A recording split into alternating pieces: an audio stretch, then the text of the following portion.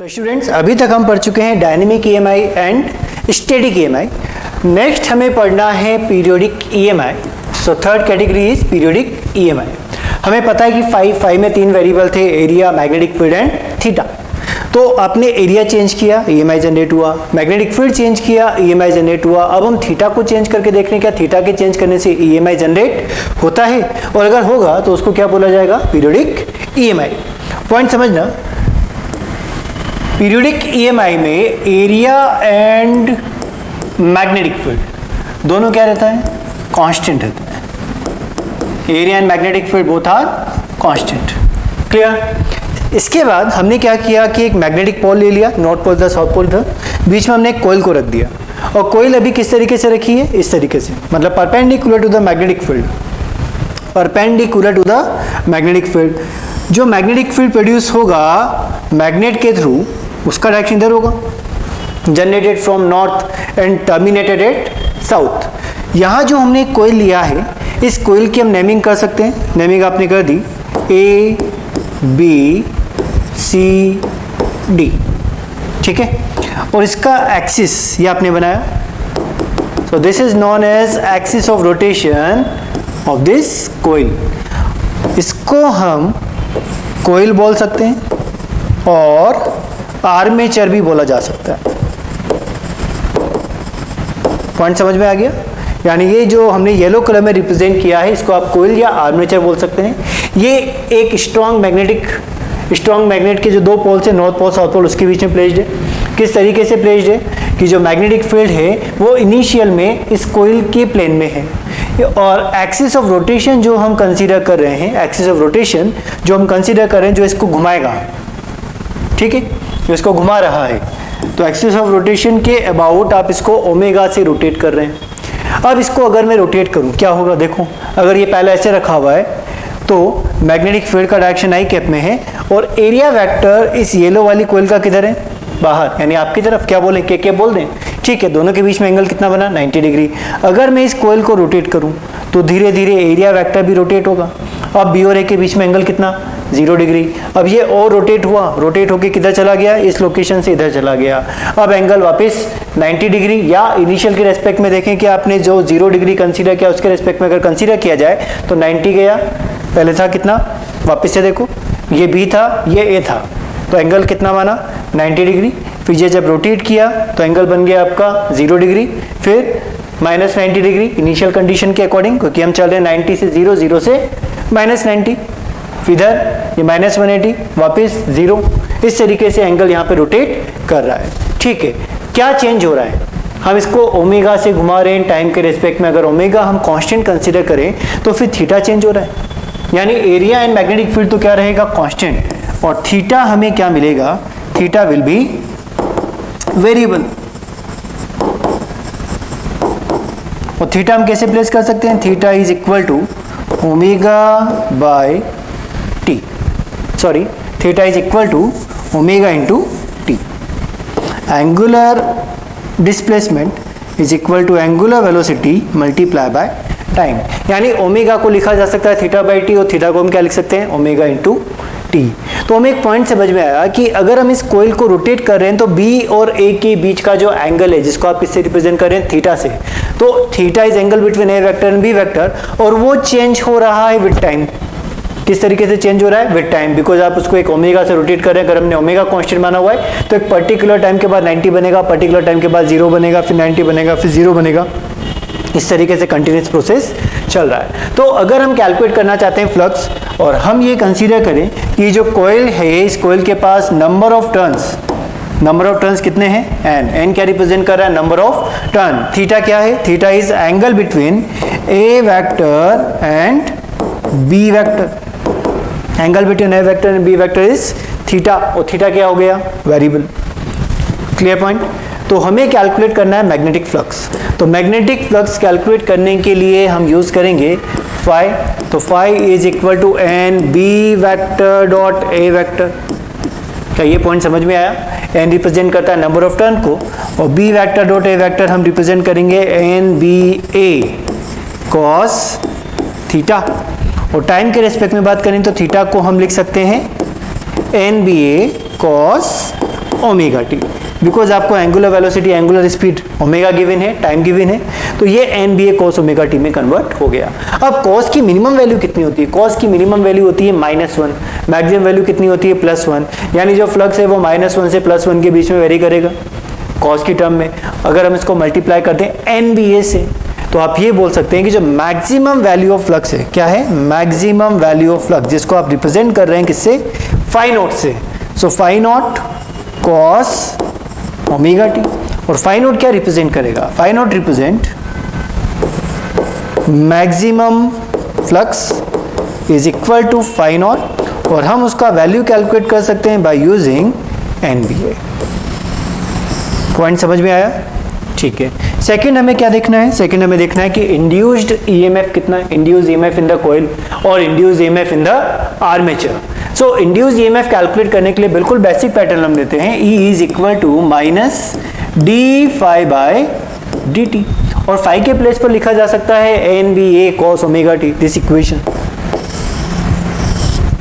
N B A cos omega t put कर दिया। So minus d by d t N B A cos omega T.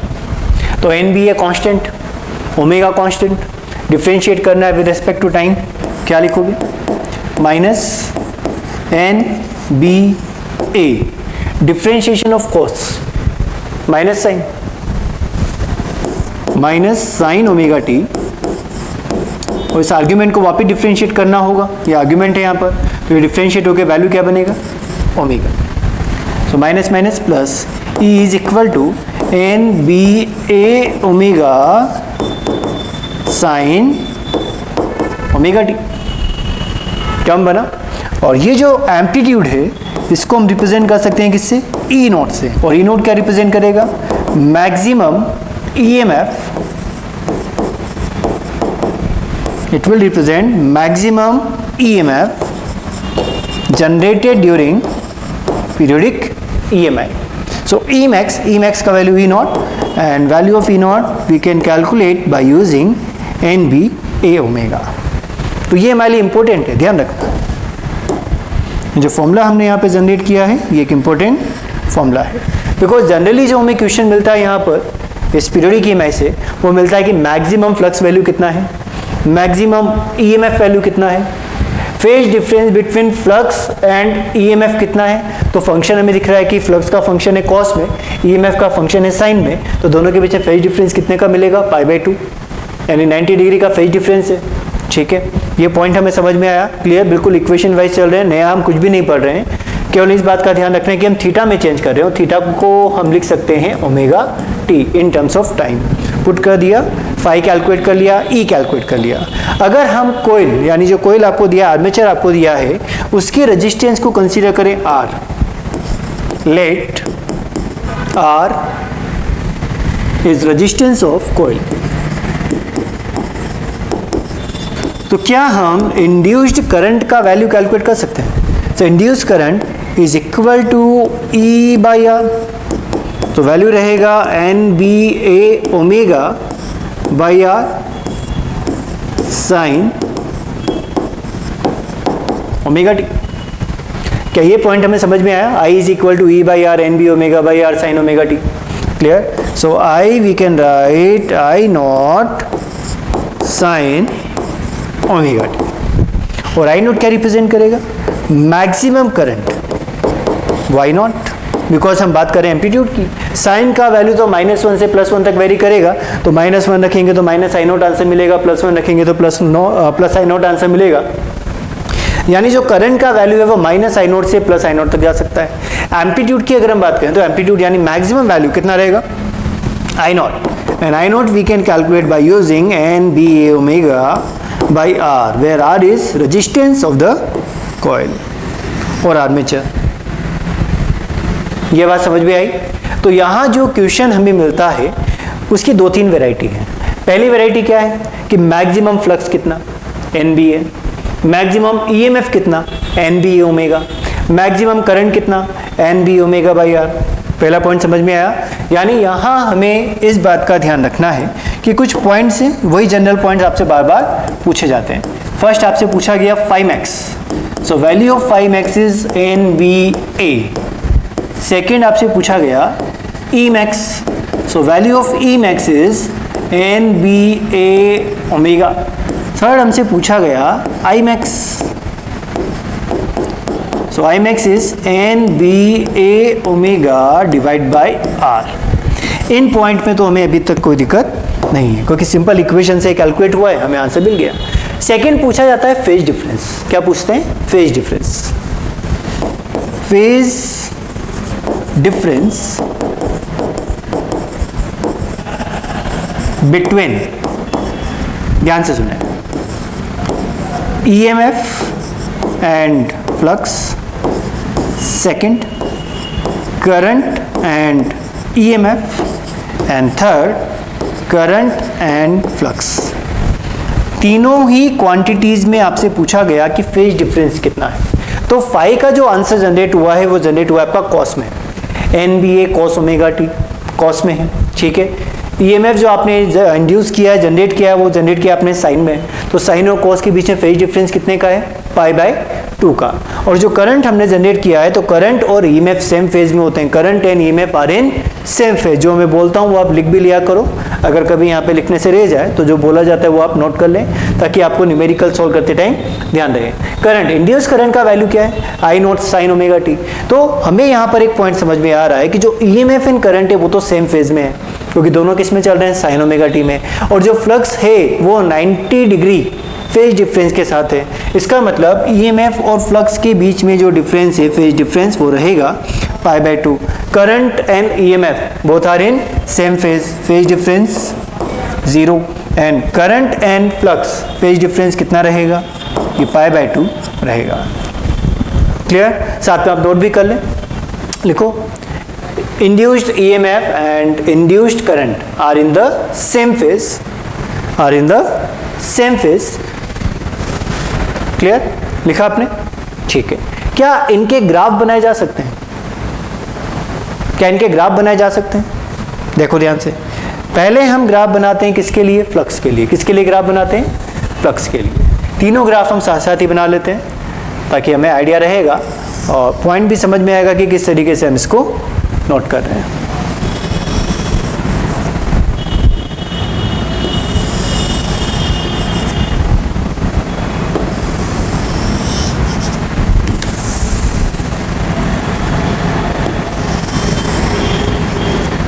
ठीक है, ध्यान दें, पहले हम ग्राफ बना रहे हैं, फर्स्ट ग्राफ बना रहे हैं हम फ्लक्स वर्सेस टाइम ग्राफ, या ओमेगा टी लिख लें,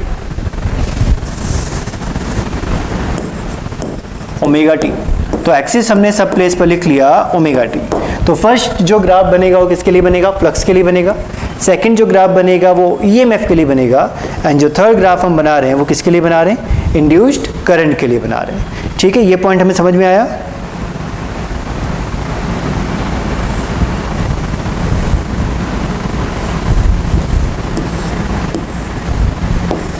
ठीक है, अब मुझे बताएं कि जो फ्लक्स का एक्सप्रेशन था तो वो क्या था? Flux is equal to phi naught cos omega t. Cos का ग्राफ, कॉस जीरो का वैल्यू 1, कहाँ से स्टार्ट होना चाहिए? मैक्सिमम वैल्यू से स्टार्ट होना चाहिए। यानी कॉस के लिए जो ग्राफ बनेगा वो कुछ इस तरीके से स्टार्ट होगा, नेगेटिव साइड में जाएगा, तो इस तरीके से चलेगा कॉस का ग्राफ। एक साइकिल कहाँ कंप्लीट हुआ? फर्स्ट साइकिल कंप्लीट हुआ इस प्लेस पर। ये बात समझ में आई?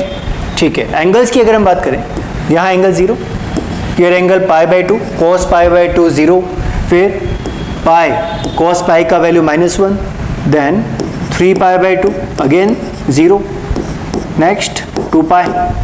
तो एक सिंगल साइकिल की अगर हम बात करते हैं तो 0 से 2π में जो फ्लक्स है उसका वेरिएशन कुछ इस तरीके से रहा। क्या ये कांस्टेंट मिला या वेरिएबल है? ये वेरिएबल है, क्योंकि जैसे जैसे रोटेशन होगा, क्योंकि ओमेगा कांस्टेंट है, लेकिन टाइम के साथ अगर आप रोटेशन की बात करते हैं तो थीटा वेरिएबल मिलेगा, theta is equal to omega T.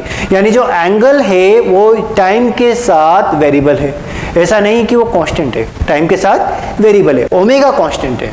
ठीक है, सेकंड हम ग्राफ बना रहे हैं किसके लिए? EMF के लिए। EMF के लिए ग्राफ किस इक्वेशन के अकॉर्डिंग बनना चाहिए? E0 sin ओमेगा टी के अकॉर्डिंग यहाँ का ग्राफ बनना चाहिए।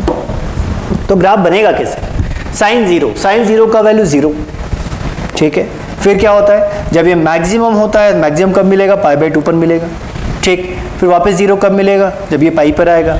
3π/2 पे वैल्यू -1, फिर अगेन 2π पे यहाँ, यानी जो ग्राफ बनेगा वो अगेन साइनोसॉइडल ग्राफ बनना चाहिए, कुछ इस पैटर्न को फॉलो करना चाहिए। ये बात समझ में आई? आगे भी आप इसको कंटिन्यू कर सकते हैं कि अगेन मैक्सिमम होगा, फिर 0 होगा, फिर नेगेटिव साइड में चला जाएगा। तो ग्राफ कुछ इस तरीके से फ्लो कर रहा है, किसके? ईएमएफ का। क्या ये भी वेरिएबल मिला? ठीक है। नेक्स्ट करंट का ग्राफ। करंट का ग्राफ इक्वेशन क्या रहेगा? I is equal to I0 sine omega t. Sine omega t represent करता है कि दोनों का ग्राफ बिल्कुल सेम फेज में चलेगा। जब ये 0 तो ये 0, मैक्सिमम तो मैक्सिमम, नेगेटिव तो नेगेटिव। ये बात हमें समझ में आई। तो जो ग्राफ बनेगा वो उसका पैटर्न क्या रहना चाहिए? Same pattern, same as it is EMF, same graph चलेगा। किसका? करंट का। तो ये तीनों ग्राफ हमें मिले। इस ग्राफ में हमें एक पॉइंट समझ में आ रहा है कि जो यहाँ पर हमने सिग्नल जनरेट किया है वो टाइम के साथ वेरी कर रहा है। टाइम के साथ क्या कर रहा है? वेरी कर रहा है। देखो ग्राफ बना लो, ग्राफ के बारे में थोड़ा सा हमें समझना पड़ेगा, तब जाके आपको क्लियर होगा कि हम क्या चीज़ पढ़ रहे हैं, यानी हमारा मोटिव क्या है इसको पढ़ने का। ग्राफ हमने बना लिए, ग्राफ हमें समझ में भी आ गए, वैल्यू का वेरिएशन समझ में आ गया कि जब फ्लक्स मैक्सिमम है अमाउंट तो EMF इन करंट ये मिनिमम है। जब फ्लक्स आपका 0 हो गया तो उस केस में EMF इन करंट ये मैक्सिमम मिलेगा। मतलब 0, 90, 180, 270, 360 ये जो वैल्यूज हैं, इन वैल्यूज पर हम बात कर रहे हैं, और ये जो पूरा ग्राफ है वो टाइम के साथ वेरी कर रहा है। Clear point? ठीक है। अब एक बात समझें कि पहले आपने पढ़ा है डीसी सिग्नल पढ़ा है हमने, ठीक है। क्या था डीसी सिग्नल?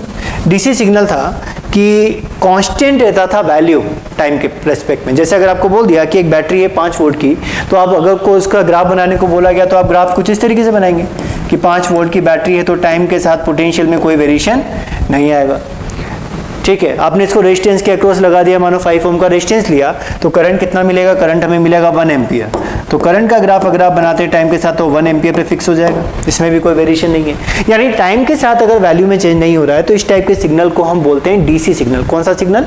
DC signal. लेकिन अगर टाइम के साथ वैल्यू चेंज हो रही है, टाइम के साथ क्या हो रहा है? वैल्यू चेंज हो रही है। और किस तरीके से चेंज हो रही है? कोई ना कोई नोटेशन होना चाहिए। ध्यान दें कि यहाँ जो एरिया बन रहा है, हम इसको एक सिंगल साइकिल बोल सकते हैं क्या? कि 0 से 2π तक, 0 से 2π तक एक साइकिल बन गया, और इसके बाद इसने अपनी वैल्यू को वापस से रिपीट करना स्टार्ट किया, ठीक है। यानी 0 से लेकर 2π तक, 0 से 2π तक ये जो ग्राफ बना है ये कंप्लीट साइकिल है, और इसके बाद ये अपनी वैल्यू को क्या करने लगा? रिपीट करने लगा। तो साइकिल हम वहीं तक का कंसीडर करते हैं, यानी एक सिंगल साइकिल का मतलब जब सिग्नल अपने आप को रिपीट करने लगे उससे पहले पहले जो वैल्यूज आ रही है। अब यहाँ की अगर हम डिटेल की बात करें तो क्या पॉजिटिव एम्पलीट्यूड और नेगेटिव में जो एम्पलीट्यूड मिलेगा वो फिक्स आएगा, -E0 +E0, क्योंकि जो साइन का वैल्यू है वो +1 हो सकता है, -1 हो सकता है। यानी जो वैल्यू है वो +I0 से लेकर -I0 के बीच में वेरी करेगी, +I0 टू -I0 वेरी करेगी, ठीक है। तो यहाँ पे एक साइकिल बन रहा है, एक साइकिल के अंदर 2 हाफ साइकिल है, इधर पॉजिटिव है, इधर नेगेटिव है। तो पॉजिटिव और नेगेटिव का टाइम पीरियड वो हमें सेम मिल रहा है। कैसे? देखो 0 से π और π से 2π, तो जितना टाइम 0 से π जाने में लगा होगा सेम टाइम π से 2π जाने में भी तो लगा होगा, क्योंकि ओमेगा तो कांस्टेंट है। ये बात समझे? ठीक है। इसका मतलब करंट अपनी वैल्यू को या EMF अपनी वैल्यू को पीरियोडिकली चेंज कर रहा है, और इस टाइप के सिग्नल को हम क्या बोलते हैं? AC सिग्नल बोलते हैं, अल्टरनेटिंग करंट। जो जनरल टर्म है वो अल्टरनेटिंग करंट है। वोल्टेज होगा तो आप उसको AC वोल्टेज बोल दोगे, करंट होगा तो हम उसको अल्टरनेटिंग करंट रिप्रेजेंट करेंगे। मतलब अल्टरनेटिंग, जैसे आपने बोला था अभी DC वोल्टेज, DC करंट जो अपनी मैग्नीट्यूड को क्या रखता है? फिक्स। तो एक टर्म हुआ ना, और इस टर्म को आप क्या बोलते हो? Direct current. क्या बोलते हैं? Direct current. अब वोल्टेज होता है तो DC वोल्टेज, करंट होता है तो DC करंट। सिमिलरली जो न्यू टर्म आपके पास जनरेट हुआ है वो है AC, और AC क्या रिप्रेजेंट करता है? AC रिप्रेजेंट करता है अल्टरनेटिंग करंट, यानी जो टाइम के साथ अपनी वैल्यू को क्या कर रहा है, चेंज कर रहा है। ये नेक्स्ट यूनिट पूरा है कंप्लीट अल्टरनेटिंग करंट ही है, पूरा इसी के बारे में पढ़ना है। हमारे घर में जो सप्लाई आता है वो अल्टरनेटिंग करंट है। कितना वोल्टेज आता है, 220 वोल्ट आता है। कितने हर्ट्ज का सिग्नल आता है, 50 हर्ट्ज का। 50 हर्ट्ज सिग्नल का मतलब क्या है कि एक सेकंड में कितने साइकिल बनेंगे, 50 साइकिल, 50 साइकिल, वही तो 50 हर्ट्ज का मतलब है। 50 साइकिल्स पर सेकंड। हर्ट्ज का रिप्रेजेंट करता है, साइकिल पर सेकंड को रिप्रेजेंट करता है। तो जो एफ है वो आपका 50 साइकिल्स पर सेकंड हुआ, मतलब एक सेकंड में 50 बार ऐसे साइकिल बनते हैं। बात समझ में आई? एक साइकिल में एक बार पॉजिटिव होता है, एक बार नेगेटिव होता है। तो 50 साइकिल में कितनी बार पॉजिटिव, कितनी बार नेगेटिव होगा? 50 साइकिल में 50 बार positive, 50 times positive and 50 times negative होगा। तो डायरेक्शन कितनी बार चेंज हुई? एक साइकिल में कितनी बार डायरेक्शन चेंज हुई? एक साइकिल में 2 बार डायरेक्शन चेंज हुई। पहले कुछ नहीं थी, 0 से पॉजिटिव गया, पॉजिटिव से नेगेटिव गया। तो एक साइकिल में डायरेक्शन कितनी बार चेंज होती है? 2 बार। तो पूरे 50 साइकिल में डायरेक्शन कितनी बार चेंज होगी? 100 टाइम्स, 100 बार। ये बात समझ के रखना, और इसको आप पूरा डिटेल में पढ़ोगे नेक्स्ट यूनिट में, जो है अल्टरनेटिंग करंट। यानी ये जो कॉन्सेप्ट आपने लिया है पीरियोडिक ईएमआई का, पीरियोडिक ईएमआई से ही अल्टरनेटिंग करंट जनरेट होता है। ठीक है, नेक्स्ट पॉइंट देखें। हमें न्यूमेरिकल दिया गया, न्यूमेरिकल किस तरीके से अटेम्प्ट किया जाए वो समझे कि circular coil of radius 30 centimetre, 30 centimetre we can write 0.3 metre, यानी रेडियस हमारे पास value 0.3 metre, having resistance pi square ohm, resistance of the coil given है pi square ohm, is rotated about an axis perpendicular to the direction of magnetic field, axis perpendicular to the direction of magnetic field and passing through diameter of the coil, passing through diameter of the coil। मानो हमने यहाँ पर एक कोयल consider किया, ठीक है। अब क्या हम डायमीटर की अगर बात की गई है तो क्या इसको डायमीटर बोल सकते हैं? ये डायमीटर है, ठीक है। यानी डायमीटर के अबाउट हम इस रिंग को रोटेट करें, डायमीटर के अबाउट हमने क्या कर रहे हैं, इस रिंग को रोटेट करें, तो ये ऐसे रोटेट होगी, ऐसे इधर घूमेगी, वापस पीछे की तरफ आएगी, फिर इधर आएगी, फिर यहाँ से इधर ऐसे चलेगी, ठीक है। ये रोटेट कर रही है। और मैग्नेटिक फील्ड का डायरेक्शन आपको कैसे दिया है? Perpendicular to the axis, about an axis perpendicular to the direction of magnetic field. यानी मैग्नेटिक फील्ड हम कंसीडर कर सकते हैं कि मैग्नेटिक फील्ड कुछ इस तरीके से, ये भी है। क्या पॉइंट हमें समझ में आया? ठीक है। सो कैलकुलेट करना है, if coil rotates at 200 RPM. ये आरपीएम क्या रिप्रेजेंट करता है? आरपीएम रिप्रेजेंट करता है हर्ट्ज को। किसको रिप्रेजेंट करता है? हर्ट्ज को। यानी आपको फ्रीक्वेंसी गिवन है कितनी? 200 आरपीएम। तो क्या इस आरपीएम को आप आरपीएस में कन्वर्ट कर सकते हैं? आरपीएस का मतलब रोटेशन पर सेकंड या रेवोल्यूशन पर सेकंड में कन्वर्ट कर सकते हैं। कैसे? 60 का डिवाइड लगा दें, सो वैल्यू बनेगा एफ का 10/3 आरपीएस या हर्ट्ज। आरपीएम हर्ट्ज नहीं है, आरपीएस हर्ट्ज। पर सेकंड में अगर हम बात करते हैं तो हर्ट्ज में आएगा। ये पॉइंट समझ में आया? ठीक है।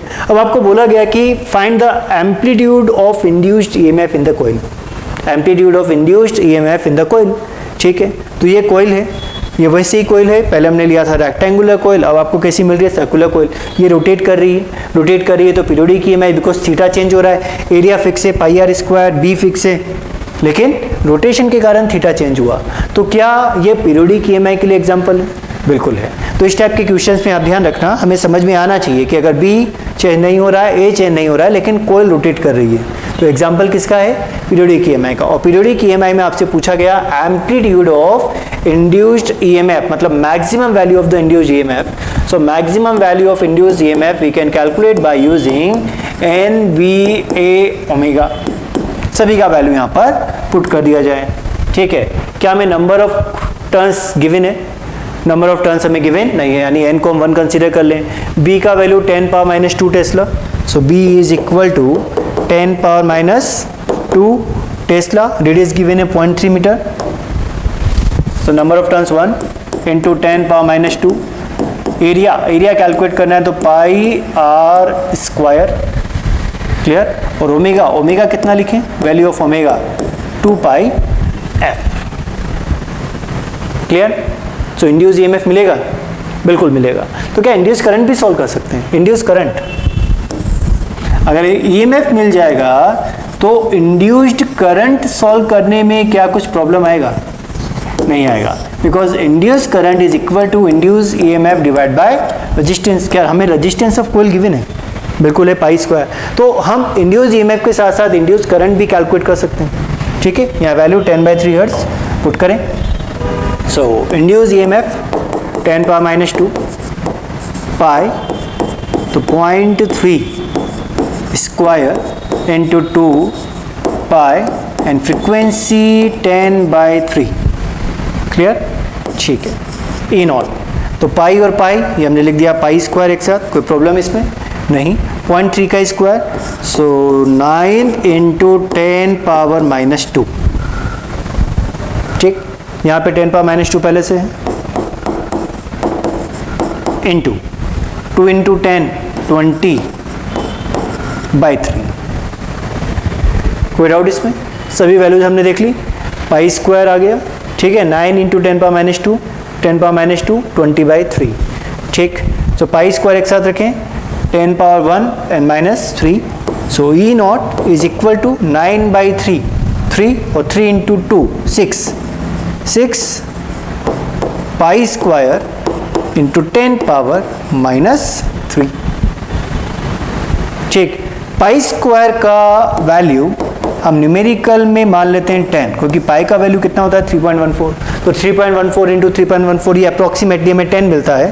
तो you can write E naught is equal to 6 × 10⁻² unit volt.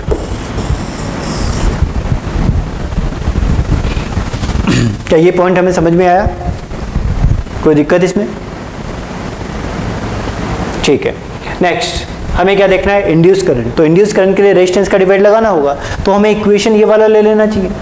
क्यों? क्योंकि रेजिस्टेंस का वैल्यू कितना है? Pi square. यहाँ ध्यान दो कि अगर आप इससे कैलकुलेट करेंगे तो भी आंसर हमें मिल जाएगा, कोई प्रॉब्लम नहीं है, लेकिन यहाँ सीधे पाई स्क्वायर कैंसिल आउट हो जाएगा, इसलिए हम ये पुट करें। तो 6 pi square into 10⁻³ and resistance of the coil is pi square. जो करंट हम कैलकुलेट करेंगे वैल्यू मिलेगा 6 × 10⁻³ ampere. So value of current is 6 milli ampere. तो इस टाइप से हम ये क्वेश्चन कैलकुलेट कर लेते हैं। फॉर्मूला क्या लगेगा? NB ओमेगा फ्लक्स के लिए, NBA करंट के लिए, NB ओमेगा बाई R, सारी वैल्यूज हम कैलकुलेट कर सकते हैं। नेक्स्ट क्वेश्चन गिवन है, phi is equal to 10⁻² cos 100πt weber पर turn and number of turns in the coil is 100, then find maximum induced EMF in the coil। यानी हमें पर टर्न पासिंग फ्लक्स का value given है 10⁻² cos 100πt। तो क्या total flux हम calculate कर सकते हैं by multiplying number of turns? तो टोटल फ्लक्स हमें मिल जाएगा। और इंड्यूस्ड ईएमएफ अगर कैलकुलेट करना है तो दो मेथड आपके पास, या तो आप यूज कर लें -dφ/dt और जो भी फंक्शन का एम्पलीट्यूड बनेगा वो आपका आंसर, या फिर हम यूज कर लें बेसिक फॉर्मूला। बेसिक फॉर्मूला क्या है? ई नोट हम कैलकुलेट कर सकते हैं NB ओमेगा से। दो मेथड हमारे पास यहाँ पे बनते हैं कि अगर हम फाई की बात करते हैं तो फाई वैल्यू आपको गिवन, ठीक है, लेकिन ये गिवन है आपको वेबर पर टर्न में, मतलब पर यूनिट टर्न कितना है। टोटल फ्लक्स अगर मैं कैलकुलेट करता हूँ, क्या कैलकुलेट करें? टोटल फ्लक्स अगर हम कैलकुलेट करें तो टोटल फ्लक्स आपको मिलेगा N × φ से, और N क्या रिप्रेजेंट करता है? Number of turns. तो टोटल फ्लक्स कितना रहा? 100 × 10⁻² cos 100πt, ये टोटल फ्लक्स है। तो ये 100 10⁻² कैंसिल आउट। और EMF अगर कैलकुलेट करना है, सो EMF हम कैलकुलेट कर सकते हैं बाय यूजिंग -dφ/dt। यानी क्या करें? ये जो cos एक्सप्रेशन आपको गिवन है cos 100πt, इसको हम डिफ्रेंशिएट कर दें। सो EMF हमें मिलेगा -100π साइन, cos का डिफ्रेंशिएशन माइनस साइन, तो माइनस माइनस प्लस, तो 100π साइन 100πt। कौन सी वैल्यू पूछी गई है? मैक्सिमम। तो मैक्सिमम वैल्यू तो आपको यही मिलेगी, यही Emax है। सो Emax कैलकुलेट हो गया 100π और वी कैन से 314 वोल्ट। ये तो हुआ बिल्कुल बेसिक मेथड, ठीक है। आपने कि फाई का इक्वेशन लिखा, EMF कैलकुलेट किया, मैंने dφ/dt से कैलकुलेट कर दिया। कैलकुलेट करने पर हमें आंसर मिल गया 314 वोल्ट। सेकेंड मेथड आपके पास है कि जो आपने फॉर्मूला जनरेट किया है, यानी ई मैक्स हम कैलकुलेट किससे करते हैं? ई मैक्स कैलकुलेट किया जाता है एन बी ए इंटू ओमेगा से। यही पॉइंट है, सबको मल्टीप्लाई कर दो। नंबर ऑफ टर्न्स कितने? 100 और बी ए का वैल्यू कितना है? 10⁻², एम्पलीट्यूड मैक्सिमम, और ओमेगा हमें गिवन है 100 पाई। तो डायरेक्ट वैल्यू हमें क्या मिल रहा है? 100 पाई के प्लेस पर 3.14, वैल्यू 314 वोल्ट। तो मैक्सिमम ईएमएफ हमने यहाँ पर जनरेट कर लिया। दोनों में से कोई भी मेथड आप यूज़ करें, आंसर में सेम ही मिलेगा। यूनिट्स का जरूर ध्यान रखें कि पर टर्न दिया है या टोटल फ्लक्स दिया है, ठीक है, अकॉर्डिंगली हम इसको कैलकुलेट कर सकते हैं। अब पॉइंट हमारे पास आता है कि एसी जनरेटर, जैसा हमने अभी थोड़ी देर पहले बोला था कि हमारे जो हाउस होल्ड सप्लाई आता है, हाउस होल्ड सप्लाई का वैल्यू होता है 220 वोल्ट 50 हर्ट्ज। तो वो एक एसी सिग्नल है, वो डीसी सिग्नल नहीं है। जो आपको बैटरी यानी जो पेंसिल से प्रोवाइड करता है या मोबाइल की जो बैटरी प्रोवाइड करती है वो होता है डीसी, डायरेक्ट करंट। लेकिन हमें हमारे अप्लायंसेस को चलाने के लिए क्या चाहिए होता है? एसी चाहिए होता है। तो एसी को जनरेट करना पड़ता है, ठीक। तो एसी जनरेट किस तरीके का होता है, थोड़ा सा इस पॉइंट के बारे में भी हम समझें। स्टार्टिंग में हमने क्या लिया? वही सबसे पहले एक मैग्नेट ले लिया, क्लियर। मैग्नेट के बाद यहाँ पर एक आर्मेचर आपने लिया, इसको आपने रिप्रेजेंट कर दिया कॉइल और आर्मेचर, क्लियर। नंबरिंग कर दी A B C and D, ठीक है। और ये जो A B C D armature है यह रोटेट कर रहा है अबाउट दिस एक्सिस, और ये जो एक्सिस है जिसके अबाउट ये रोटेट कर रहा है कांस्टेंट स्पीड ओमेगा से, ये मैग्नेटिक फील्ड के परपेंडिकुलर आना चाहिए। क्योंकि अगर हम मैग्नेटिक फील्ड की बात करते हैं तो मैग्नेटिक फील्ड कहाँ से जनरेट होना चाहिए? मैग्नेट के नॉर्थ से जनरेट होना चाहिए और साउथ पे टर्मिनेट होना चाहिए। तो अगर हम डायरेक्शन ऑफ मैग्नेटिक फील्ड की बात करेंगे तो डायरेक्शन ऑफ मैग्नेटिक फील्ड आपको मिलेगा generated from north of magnet and terminated at south of magnet. तो ये डायरेक्शन है मैग्नेटिक फील्ड की, इसको हमने रिप्रेजेंट कर दिया बी से, क्लियर। ये जो आपको ब्लू ब्लू डब्बे दिख रहे हैं इनको हम बोलते हैं स्लिप रिंग्स। क्या बोलते हैं? Slip rings. इनको बोला जाता है स्लिप रिंग्स। इसको हम नाम दे देते हैं slip ring 1 and slip ring 2, ठीक। इसके बाद जो ग्रीन ब्रश लग रहे हैं इनको बोला जाता है कार्बन ब्रश, इसको भी आपने नाम दे दिया B1 एंड B2। क्या बोलते हैं? Carbon brushes. रिप्रेजेंट हम करते हैं B1 एंड B2 से, ठीक। अब होना क्या है इसमें वो देखो आप।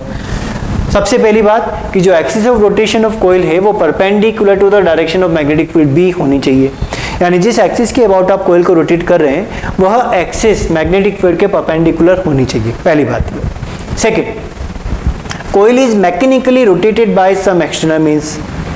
कॉइल को क्या करते हैं हम? किसी भी एक एक्सटर्नल मीन्स से इसको रोटेट करते हैं, ठीक है। अब ये कैसे रोटेट किया जा सकता है कि या तो हम यहाँ पे कोई और मोटर लगा दें, लेकिन अगर हम कोई और मोटर लगाएंगे तो उसके लिए भी सप्लाई की रिक्वायरमेंट पड़ेगी, यानी हम सप्लाई ही जनरेट कर रहे हो, सप्लाई ही यूज़ कर रहे हैं तो फ़ायदा कम है। तो इसके लिए फिर आपने देखा होगा कि हाइड्रो पावर प्लांट होते हैं कि पानी को ऊपर से कोयल पे गिराया जाता है, फिर कोयल क्या करने लगती है? रोटेट करने लगती है। जो डैम वगैरह होते हैं तो डैम से ही फिर आप हाइड्रो पावर में इसको कन्वर्ट करते हैं। तो जो पानी का पावर है, जो हाइड्रो पावर है आपका, उससे हम इस कोयल को क्या करते हैं? रोटेट करते हैं। किसी प्लांट में इसको स्टीम से भी रोटेट किया जाता है कि पानी को गर्म किया स्टीम के प्रेशर से, फिर कोयल को रोटेट कर दिया, ठीक है। तो यहाँ पे कोयल रोटेट होना स्टार्ट हुआ। अब ये कोयल इस तरीके से रोटेट होगा कि ऐसे जाएगा, फिर इधर आएगा, फिर पीछे से वापस इधर आएगा, यानी ये अपने एक्सिस के अबाउट ये इस तरीके से रोटेट करने लगेगा। ये बात समझ में आई, ठीक है। तो ये जो कॉइल है आपने इस पे नंबरिंग करी हुई है, तो यहाँ पे जो आपको नंबर्स मिले हैं वो है ए और बी, और इधर जो नंबर आपने लिखा है वो है सी और डी। अब यहाँ पे अरेंजमेंट कुछ इस तरीके का होता है कि जो ब्रांच ए बी है वो हमेशा किस पे कनेक्ट होता है? S1 पे या S2 पे भी हो सकता है, हम केवल नंबरिंग की बात कर रहे हैं। हम इस पॉइंट को समझना चाहते हैं कि जो ब्रांच किसी एक स्लिप रिंग से कनेक्टेड है वो पर्टिकुलर उसी रिंग से पूरे प्रोसेस में कनेक्ट रहेगी, ठीक है, ठीक। तो यहाँ पर ए बी जनरेट हुआ, तो जो ए बी ब्रांच पे जो भी ईएमएफ होगा वो S1 हमेशा इसी से कनेक्ट रहेगा। और S1 में जो कार्बन ब्रश लगा है, कार्बन ब्रश क्या करता है? कार्बन ब्रश की वर्किंग है कि जो ईएमएफ यहाँ पे जनरेट हुआ है उसको कलेक्ट करके किधर पहुँचाता है? लोड तक पहुँचाता है। यानी हमें स्टोर भी करना पड़ेगा, तो लोड तक इसको पहुंचा देता है। सेम एज ये जो ब्रांच CD है ये हमेशा H2 स्लिप रिंग पे कनेक्टेड होगी, इसके साथ कनेक्टेड है B2 जो यहाँ पे जो ईएमएफ जनरेट होगा उसको किधर पहुंचा देगा, लोड तक पहुंचा देगा। यानी ये जो कॉइल है ये तो रोटेट कर रही है 0, 90, 180, 270, 360, 0, 90, 180, 260, और यहाँ जो ईएमएफ जनरेट हो रहा है, ईएमएफ के लिए आपने ग्राफ देखा है कि 0 से 90 में अगर बढ़ रहा है तो 90 से 180 में कम होगा, 180 से 270 में माइनस जाएगा। इसका मतलब यहाँ एक ईएमएफ जनरेट हो रहा है जो इसका नेचर क्या है, अल्टरनेटिंग नेचर है। किस तरीके का नेचर है, एक अल्टरनेटिंग नेचर का ईएमएफ इस केस में इंड्यूस हो रहा है, जिसको आप क्या करें, लोड पे जाके इकट्ठा कर रहे हैं। बात समझ में आई? इसको आप लोड पे क्या करें, स्टोर कर रहे हैं। सो इलेक्ट्रिकल डिवाइस है ये, एसी जनरेटर क्या है, एक इलेक्ट्रिकल डिवाइस है which converts mechanical energy into electrical energy. यानी एक डिवाइस है जो मैकेनिकल एनर्जी को इलेक्ट्रिकल एनर्जी में कन्वर्ट करता है। वर्किंग की अगर बात करें तो यहाँ पे दो स्लिप रिंग्स कनेक्टेड हैं, slip ring S1 and S2, and इस तरीके से अरेंज होती है कि S1 is always connected to the branch AB and S2 is always connected to the branch CD। मतलब जिस भी ब्रांच से कनेक्टेड है वो हमेशा उसी से कनेक्ट रहेगी, उसका कनेक्शन हम अल्टर नहीं कर सकते।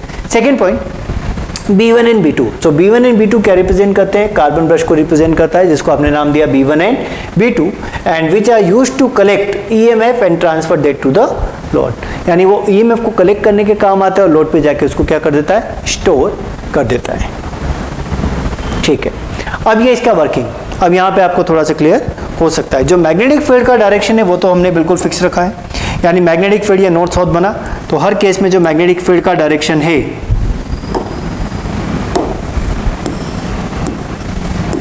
वो फिक्स रहेगा। ठीक है, हम एक फुल रोटेशन की बात कर रहे हैं कि 0 से वापस 360 डिग्री तक आने में क्या क्या चेंजेस हुआ। ठीक है, तो सबसे पहले कोयल कैसे रखी है, इस तरीके से, ऐसे आपने कोयल को रखा, क्लियर।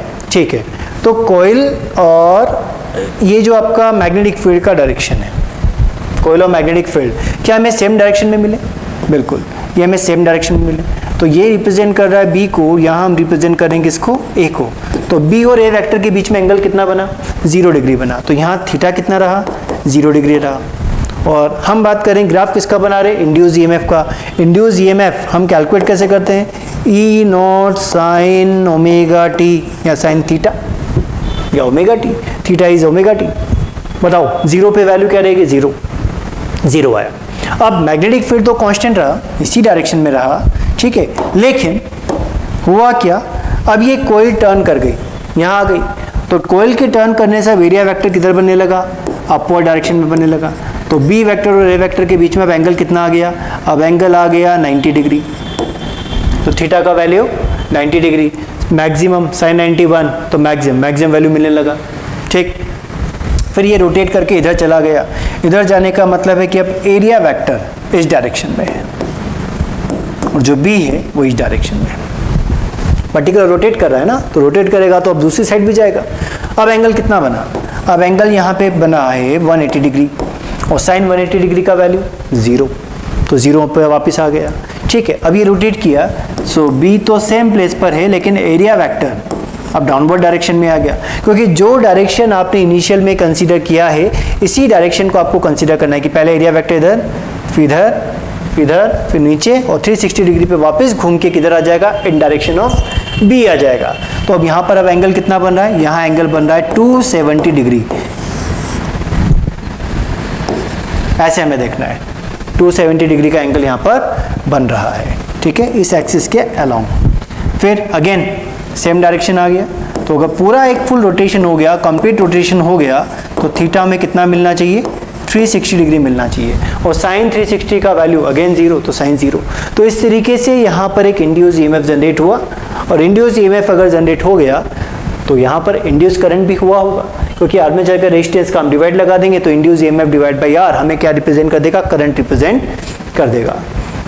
क्या आप इसी केस में, ये जो केस हमने दिया है समझ में आ गया। अब मुझे बात बताओ, क्या इसी केस में आप फ्लक्स के लिए ग्राफ बना सकते हो कि फ्लक्स का ग्राफ किस तरीके से बनेगा? तो फ्लक्स का ग्राफ कुछ इस तरीके से बनेगा कि जब phi 0 है तो cos 0 का वैल्यू 1, यानी मैक्सिमम फ्लक्स मिलेगा। उसके बाद जब 90 होगा तो cos 90 0, तो ग्राफ कुछ इस तरीके से डिक्रीजिंग, फिर 180 पर -1, 270 पे फिर 0 और 360 पर मैक्सिमम। तो ये जो ग्रीन ग्राफ आपने बनाया वो किसके लिए बना? फ्लक्स के लिए बना। किसके लिए ग्राफ बनाए? फ्लक्स के लिए। और जो ब्लू ग्राफ है वो किसको रिप्रेजेंट कर रहा है? वो ईएमएफ के ग्राफ को रिप्रेजेंट कर रहा है। तो ग्राफ से हमें समझ में आ गया होगा, और ये ग्राफ आपको एनसीईआरटी में ही मिलेगा, वहीं से लिया गया है। ठीक है, पिक्चर क्लियर हुई कि किस तरीके से यहाँ पर ईएमएफ जनरेट हो रहा है। अब कुछ पॉइंट्स और हैं जो आपको देखने हैं। पहली बात, generated current is known as alternating current. ये हम डिस्कस कर चुके हैं कि अल्टरनेटिंग क्यों बोलते हैं, क्योंकि यहाँ पे साइकिल बन रहा है। जो करंट जनरेट हो रहा है किस टाइप से जनरेट हो रहा है? करंट कुछ इस टाइप से जनरेट हो रहा है, टाइम वेरिंग है, और अपने आप हर एक साइकिल अपने आप को रिपीट करेगा पर्टिकुलर टाइम के बाद। तो इसको आपने बोला alternating current, in which direction of current changes 2 times in a cycle. एक साइकिल में कितनी बार direction change? 2 time. First time positive, second time negative. फिर जो सेकंड ग्राफ आएगा, जो सेकंड साइकिल आएगा वो यहीं से स्टार्ट होगा। फिर ये सेकंड साइकिल है, फिर इधर पॉजिटिव इधर नेगेटिव, फिर थर्ड साइकिल आएगा। ठीक है, तो इस तरीके से साइकिल चलेगा। तो एक साइकिल में कितनी बार डायरेक्शन चेंज होगा? Direction changes 2 times in a cycle. Efficiency of AC generator. अब एफिशिएंसी हमेशा क्या होता है कि हम इनपुट कितना दे रहे हैं और आउटपुट हमें कितना मिल रहा है। तो प्रैक्टिकल केसेस में अगर हम बात करते हैं तो इनपुट हमेशा ज़्यादा होता है, आउटपुट हमेशा कम होता है। और अगर हम आइडियल केसेस में बात करते हैं तो हम बोलते हैं कि कोई भी लॉस नहीं हुआ, जितना हमने इनपुट दिया था पूरा की पूरा हमें आउटपुट पे जनरेट हो गया। ठीक है, तो यहाँ पे भी आप जो एफिशिएंसी कैलकुलेट करते हैं तो एफिशिएंसी को हम किससे रिप्रेजेंट करते हैं? नीटा से रिप्रेजेंट करते हैं। किससे रिप्रेजेंट करते हैं? नीटा से रिप्रेजेंट करते हैं। अब इस एसी जनरेटर का आउटपुट क्या है? जो लोड पे आपने जनरेट किया ईएमएफ, और इनपुट क्या है? जो एनर्जी आपने यूज किया आर्मेचर को घुमाने के लिए, वही यहाँ पर आप लिख रहे हैं कि this one is the output and this one is the input. So output upon input, electrical power generated by the generator, यानी कितनी पावर उसने जनरेट करी, divide by mechanical energy given to the generator. Mechanical energy क्यों required है? Armature को rotate करने के लिए क्या रिक्वायर्ड? Mechanical energy. तो वो तो हो गया आपका इनपुट। और जो लोड पे आपने जनरेट लिया है वो क्या है? आउटपुट, यानी कितना इलेक्ट्रिकल सिग्नल, इलेक्ट्रिकल पावर कितना जनरेट हुआ है। सो आउटपुट अपॉन इनपुट, ये गिवन देता है, ये आपको देता है फ्रैक्शन। क्या देता है? फ्रैक्शन। अगर आपको एफिशिएंसी चाहिए तो क्या करना पड़ेगा? मल्टीप्लाई बाय 100% भी करना पड़ेगा, तो हमें एफिशिएंसी मिल जाएगी in terms of percentage. Clear? तो जो रेंज आता है एसी जनरेटर के लिए वो बनता है 92 to 95%। मतलब हम प्रैक्टिकल एसी डायनेमो की बात कर रहे हैं। तो प्रैक्टिकल एसी डायनेमो के लिए फॉर प्रैक्टिकल एसी डायनेमो और AC generator, so range of efficiency कितना रहेगा? 92% to 95% एफिशिएंसी हमें मिलेगी। ठीक है, नोट करें।